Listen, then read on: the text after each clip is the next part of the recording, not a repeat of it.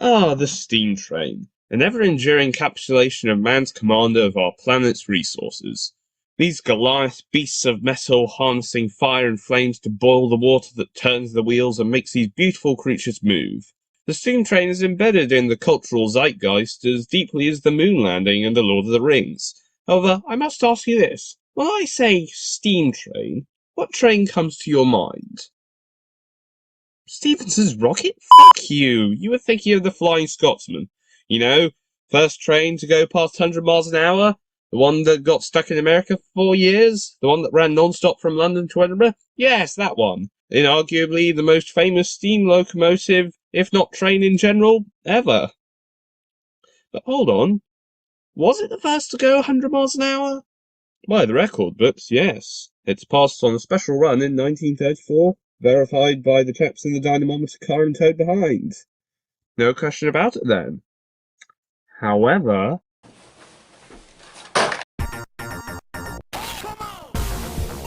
this is the Airfix city of Truro from 1976.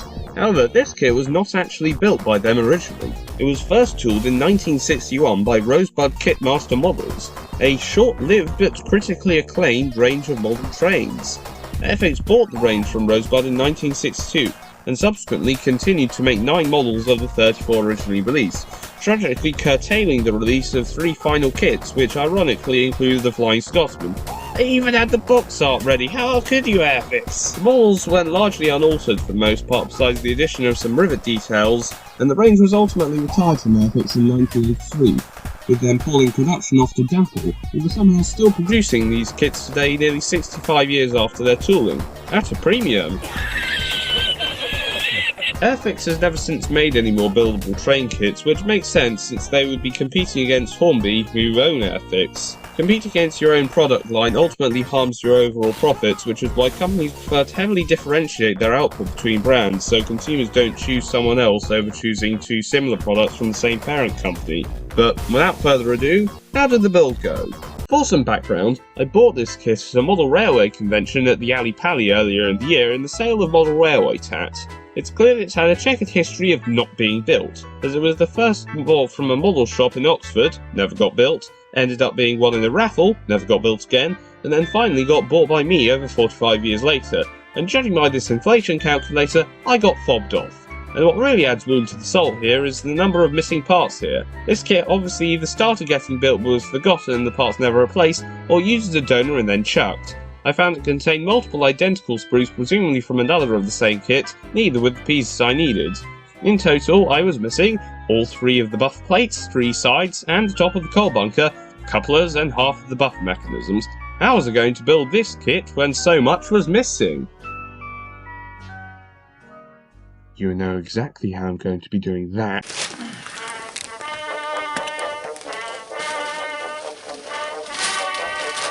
Now, Airfix sprues are actually a thermostatic plastic, so theoretically, if you were to heat this up, then you could melt this. So what I'm going to do is I'm going to put these onto a tray, and I'm going to cook them over this hot stove, and then I'm going to hopefully be left with a nice big flat sheet of Airfix plastic.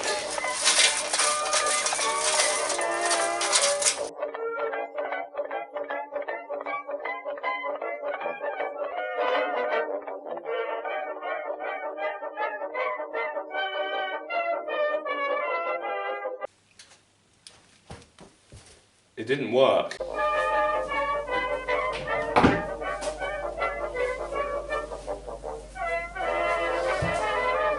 Alright, so because of melting it indirectly over a fire didn't work, I'm now going to melt it directly by ironing it. This is an incredibly sensible idea, and I'm sure nothing will go wrong when I do this.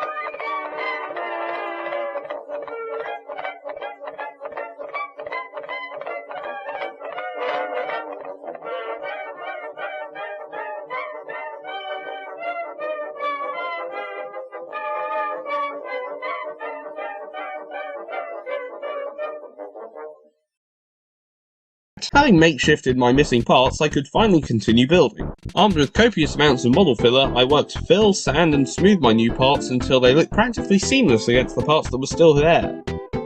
Well, not completely seamless, but you know what I mean. They're always going to look different, but as my grandpa said, this makes one a bit more unique compared to others. And overall, I think my handiwork paid off very smartly. Oh, in case you're wondering how I remade the buffers, I just cut some slices from the conveniently sized sprue. The annoying thing about this model is it's quite hard to paint properly. A lot of the parts are obstructed once you glue everything together, so I had to spend quite some time painting the chassis, boiler, valances, tender parts and wheels separately before I put them together. I also spent quite a while before acquiring the paints I needed, including Humbrol's discontinued GWR Green. Unable to find the Tuscan red colour listed on the Kitmaster instruction booklet, yes, the Airfix instructions were also missing, I recreated the colour by mixing some copper and signal red together to create a nice orangish colour which I think matches the box art well and looks very appealing. I also painted the lining in gold instead of orange lining because it matches the yellow lining depicted on the box, and frankly I couldn't be asked to go and find the orange lining colour at this point. Having put everything together and varnished with the satin coat, I went to apply the decals.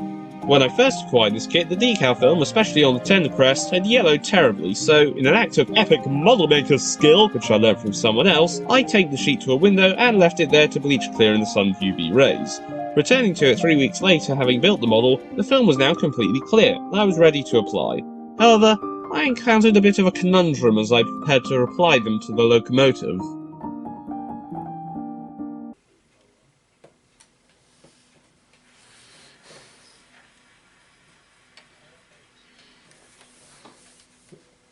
You want to take a look at this? Oh, you want me to actually come and look at it? So I put these GWR decals on here, and they look pretty good.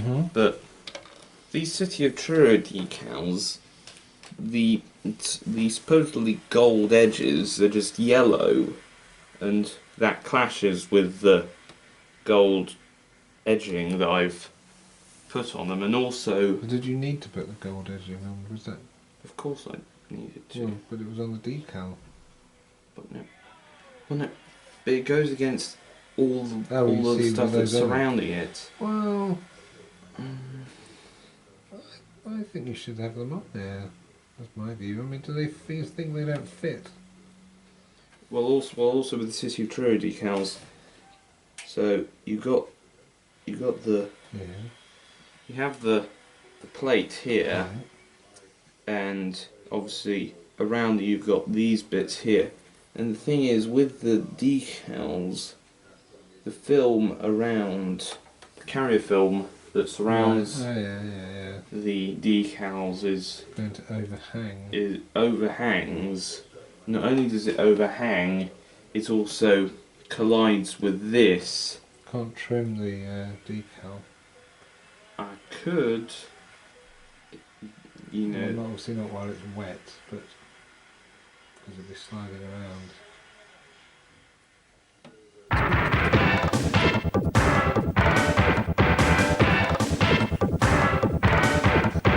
Having applied my decals, I prepared to do some weathering. I went relatively light, just putting some enamel wash on the steps and valances to mimic oil and grease, but mostly keeping the model clean, owing to it being quite a famous locomotive. That, said Doc proudly, is a celebrity. Oh, what? I then decided to add some coal to the bunker. I wanted to use some real coal crushed up to achieve the effect, however, because of the extortionate price of these stupid novelty coal bags, I resorted to just painting some model railway ballast black instead. By the way, I learned the real coal technique from a very interesting YouTuber who makes recreations of Thomas the Tank Engine characters on his channel. You should go subscribe to him, by the way. YouTube terminated his channel for dumb copyright reasons a while back, and he had to re-upload all his content onto a new channel, so you should go support him. His content is far better than mine anyway. Hey, don't clock off yet, I haven't finished my video! To apply the final varnish there, I actually dug out my airbrush, which I have not used since the first time where I tried to paint my Focke-Wulf FW190 and it clogged after 5 seconds of me using it. After some fettling, I gave it the locomotive and tender a nice coat of satin varnish to finish off the model. So, now the model is done, we can sit back and appreciate it. So, here's another little history lesson. The City of Truro is a 4-4-row city-class locomotive and is reputed to be the first one to ever go faster than 100 miles an hour, based on eyewitness accounts and a bit of maths. However, this was never verified officially with a diamond on this car, and the record was left to be nabbed by the Flying Scotsman about 30 years later. City-class truthers probably still contest this on train Usenet forums to this day. As for the model, I think it turned out very nicely. It shows its age in some respects, and my replacement parts are by no means perfect, but I think it adds a lot of character and a bit of story to the model. I think that makes it quite unique. I've never built a train before, so this was a very interesting experience for me, and I imagine I'll build another someday. And from the right angles, it is a sight to behold.